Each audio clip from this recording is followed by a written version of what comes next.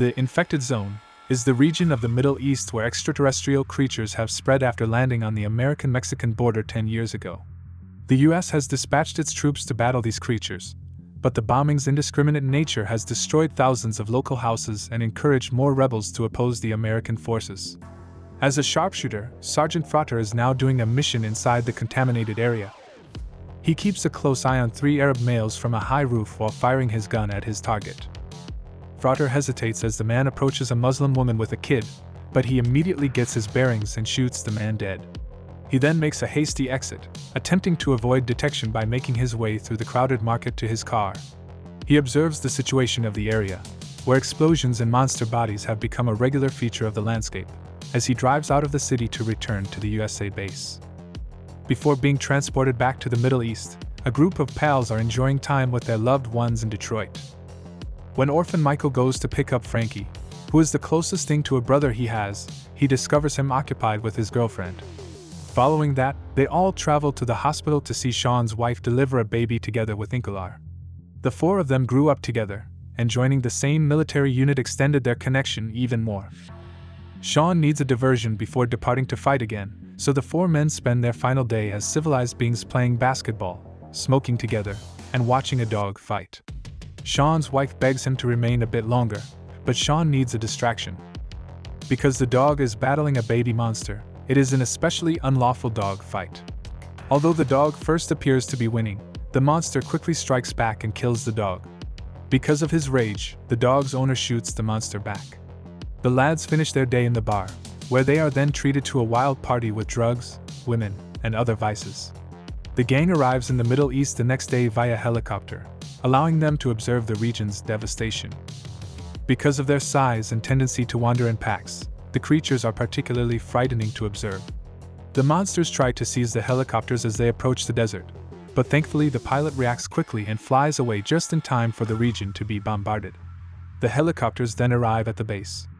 The men are welcomed by Frater and Sergeant Forrest, who describes the circumstances. Instead of eradicating the monsters, their main goal is to end the insurgency in the city. The group begins patrolling the city after a brief team-building exercise. The lads are highly uncomfortable as they go through the streets and come across people who are hostile against Americans. However, they begin to unwind as curious children approach them, asking for photographs and making it simpler to interact with the people. The squad then arrives to what they think to be a rebel stronghold, where they spend the rest of the day keeping an eye out for any hints on the containers that depart on trucks at irregular intervals. When darkness falls, they investigate the structure but discover no explosives or weapons. They do see 3 enormous creatures coming, but before they can respond, they run into a farmer who despises the American military because it claims to be there to fix things, but all it does is exacerbate the issue. They keep attempting to evict him since the American bombs murdered his family and his animals, but he is adamant about staying because this land is his and the containers only hold his goods. He also won't divulge any information on the rebels since he knows if he does, they'll murder him. In a fit of rage, Michael strikes the farmer to knock him out as the monster draws nearer and the farmer won't stop shrieking at them. One of the monsters eventually makes it to the farm, at which point the squad starts fire and repeatedly shoots him with shotguns until he is killed. Then the planes bomb the other 2 to finish them up. Frater screams at the squad as they arrive back to camp for failing to spot a bystander in time to prevent him from getting in the path. They were fortunate that he was merely a farmer rather than a bomber. The team will kill the entire squad if they aren't attentive enough. Frater and Forrest talk about the good old days after the lads have gone to sleep, claiming they were nothing like the pathetic modern generation. Forrest comments that Frater has been here too long and needs to visit his family since he is in such a foul mood and keeps drinking. Frater is motivated by this to contact his wife and urge her to put their kid on the phone since hearing her is all that keeps him going. The crew receives a new task after 12 weeks of patrols. The group must cautiously go through a dangerous area filled of mines and insurgents to rescue a colleague team that has become caught in the desert-infected zone and lost all connection. They snap a group photo before they depart as a record in case some people don't return.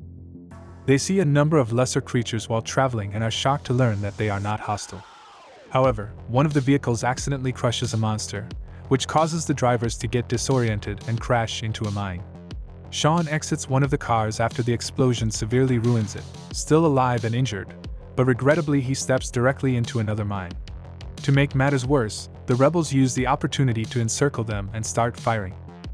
The squad slowly moves to their wounded teammates while taking cover behind the automobile and returning fire. While the others take Sean's body over to inspect his wounds and learn he's lost his legs, Frater goes inside the car and is horrified to discover Forrest already dead. The squad takes up Sean and starts rushing towards the closest building as Frater offers cover after bandaging him as best he can. Frater had to shout at the lads to urge them to use their bullets wisely and aim precisely since they are so furious about what occurred that they start firing continually without even looking. The squad tries to ask the base for assistance as they continue to defend the structure, but they are informed that HQ does not have access to their location.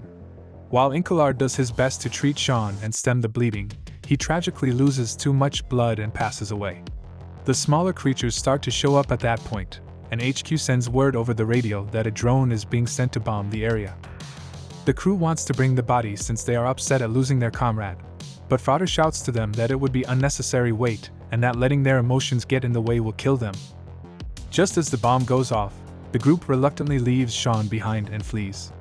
The squad finds an abandoned structure and determines it is empty before pausing to rest after several hours of traveling across the desert. When 2 sniper bullets are fired simultaneously as Frater tries to make touch with the base once more, Incalar instantly dies and Frankie sustains an abdominal wound.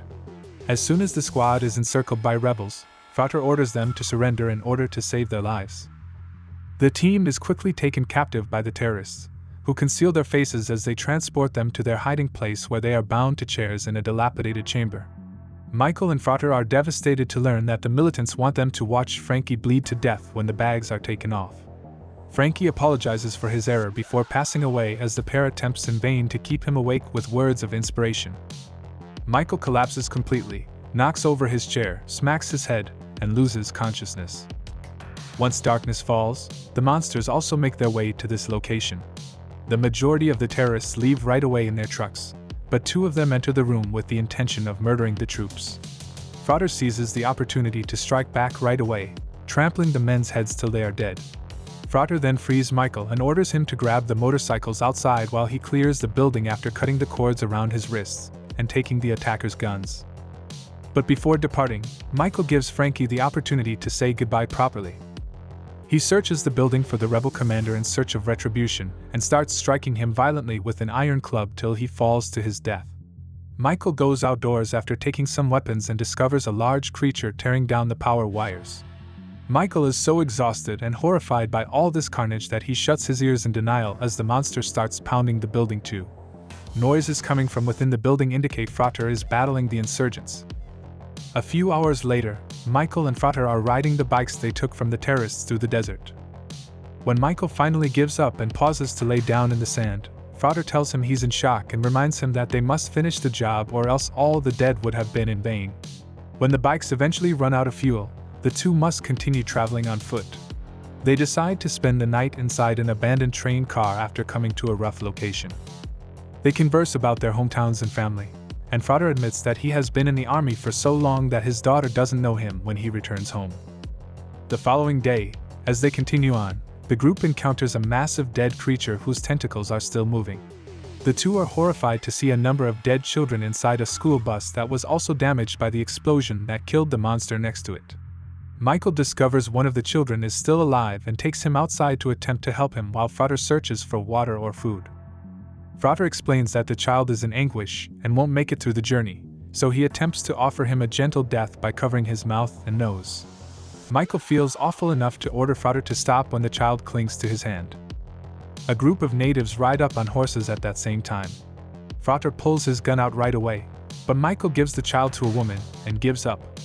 The natives take the troops to their camp out of gratitude for helping one of their own.